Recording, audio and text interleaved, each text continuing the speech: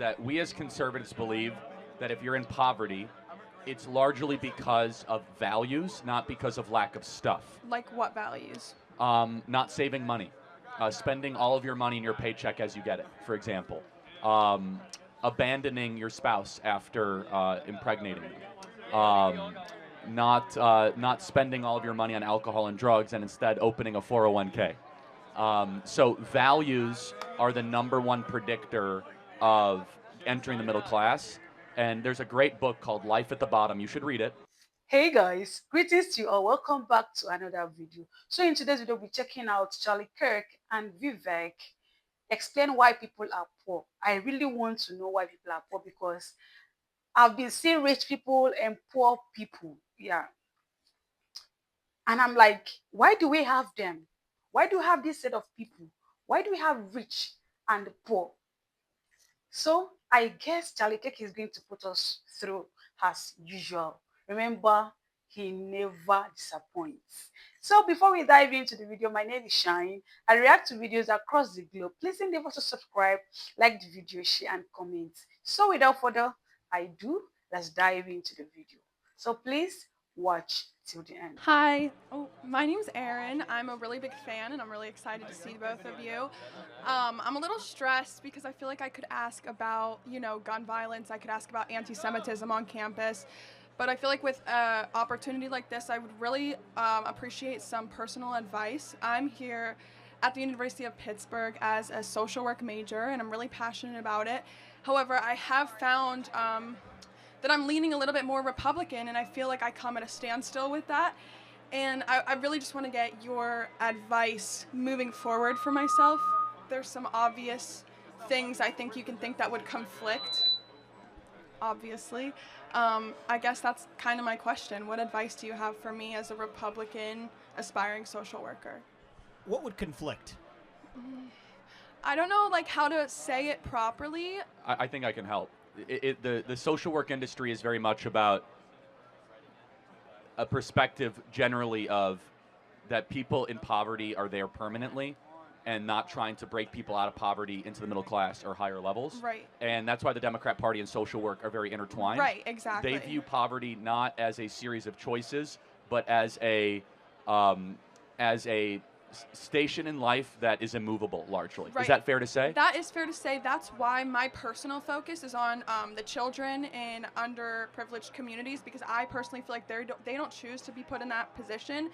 But I'm having a little bit of a difficult time empathizing with the older generation of underprivileged, and not in every community, but I don't know how to not sound bad. I know you are great at not sounding bad when you say stuff, but I don't want to say something that'll get me in trouble. Well, here's one way to look at it. And Charlie, that was helpful, actually. The Great Society from Lyndon Johnson. It was a series of policies that were designed to help underprivileged communities. Right. They hurt the very people they were supposed to help. How? Well, the reality is it created dependence on government. So you have a lot of single mothers, for example, that are paid more money not to have a man in the house than to have a man in the house because of the way the math of these aid programs What do work. you mean? Well, often the way the math of the aid is calculated is if you have an earning husband in the household, that actually causes you to disqualify for forms of federal aid that were designed to help you. Right. But actually, the best way to get kids in your own household ahead is in a two-parent household, because if you're raised in a two-parent household, you're less likely to end up in jail, less likely to end up in poverty, more likely to graduate from high school. So one of the ways that, if you're asking for advice, I would say for the people around you, even who might lean left, you can recognize their intentions come from a good place. Absolutely. But the policies of their leaders have actually betrayed the very people they were supposed to help. And you can let them know, because I believe this is genuinely true. Not just the Republican Party, but our conservative movement. We care about lifting people up from poverty.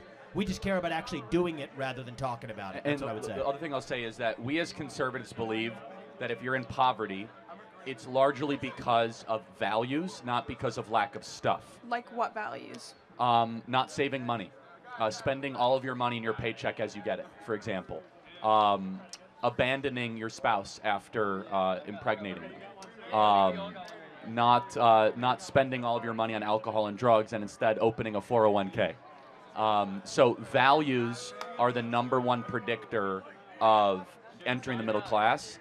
And there's a great book called Life at the Bottom. You should read it, by Theodore Dalrymple, who's a social worker in the United Kingdom. It's called Life at the Bottom, where he got into social work because he wanted to help people, and he realized it was not a lack of stuff. It wasn't lack of housing, lack Right. of food stamps. It was that their value system was one that kept them poor. So yeah, really quick, then I want to get to the next I'm question. just struggling because in all of my social work classes right now, they're talking about all of those things. And They're wrong. so what do I do? I'm trying to Yeah. learn about what I want to do. I think you need to stay in social work because you're called to do it, but there's an amazing amount of literature from Thomas Sowell to Shelby Steele to Theodore Dalrymple that get down to actual root causes of poverty, which is not lack of stuff, but is worldview. And I Thank think you. that'd be super helpful. Thank you so much. God bless you. Trump 2024. Yes, that you want a hat? Thank you. Yes, great. Oh, guys, I say that Charlie Kirk is going to put us through. He just made a point of which I am very, very, very much happy about the point he stated. The point he stated was that we having people that are poor is not because they lack. It's because of how they value what they have. Okay, example now. If you have money, the way you use your money at that moment will tell the next step you will have. Yeah, if you have like 50,000 right now, then because you have that money at that moment, you begin to squander the money unnecessarily. You spend the money unnecessarily and think maybe because it's 50,000, maybe 50,000 naira or $50,000, you think the money will keep, it will be there, it will not reduce as you are spending. As you're spending, it's not coming in again. Before you know, you'll be left with nothing. And with that, you become poor at that moment. What you were supposed to do with the money, you did not do it. So that is what Charlie Kirk is trying to say. And he's very, very much right. People, you don't value what you have at that moment. When you lose it, you now render yourself useless. That is it. Charlie Kirk is so right. I must confess. Kudos to him. And thank you guys for watching till the end. Please endeavor to subscribe to the channel, like the video, share, and comment. Your opinion is highly recommended. See you all in my next video. I love you all. Bye-bye.